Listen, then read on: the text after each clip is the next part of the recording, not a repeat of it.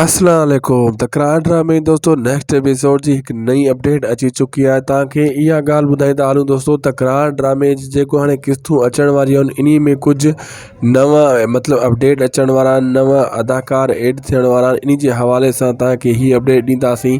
ख़ासि करे इहा अपडेट तव्हां ड्रामनि वारनि जे लाइ, मतिलबु तव्हां ड्रामा शौक़ सां ॾिसंदा आहियो, तव्हांजे कम जी आहे। इन खे आख़िर ताईं ॾिसिजो ऐं उदासी टीवी यूट्यूब चैनल खे बि ज़रूरु सब्सक्राइब करे छॾिजो। दोस्तों तव्हांखे ॿुधाईंदा हलूं, हाँ कुछ किस्तनि खां पोइ ॾिसजो तव्हां कुछ ॿिया अदाकार भी तकरार ड्रामे में ईंदा, लेकिन मसलो इहो आहे तव्हांखे ॿुधाईंदा हलूं। हाणे KTN ते बि 2-3 ड्रामा सुठा हलण वारा आहिनि, जीअं गुलाम हुसैन थियो ऐं हवेली ऐं गुनाह।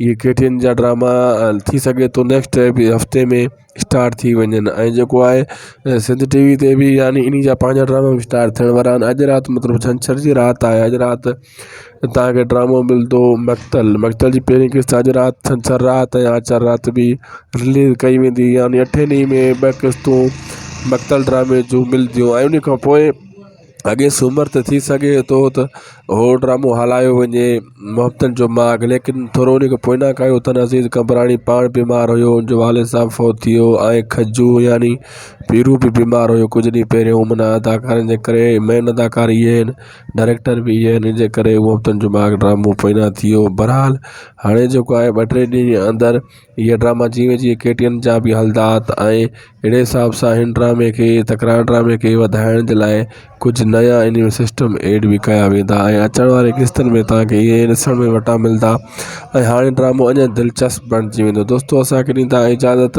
मिलंदासीं तव्हां सां नेक्स्ट वीडियो में। अगर उदासी TV यूट्यूब चैनल खे तव्हां सब्सक्राइब नाहे कयो तो महिरबानी करे हाणे सब्सक्राइब करे छॾियो, जीअं हर अपडेट सभ खां पहिरियां तव्हांखे मिलती रहे इन उदासी TV यूट्यूब चैनल ते।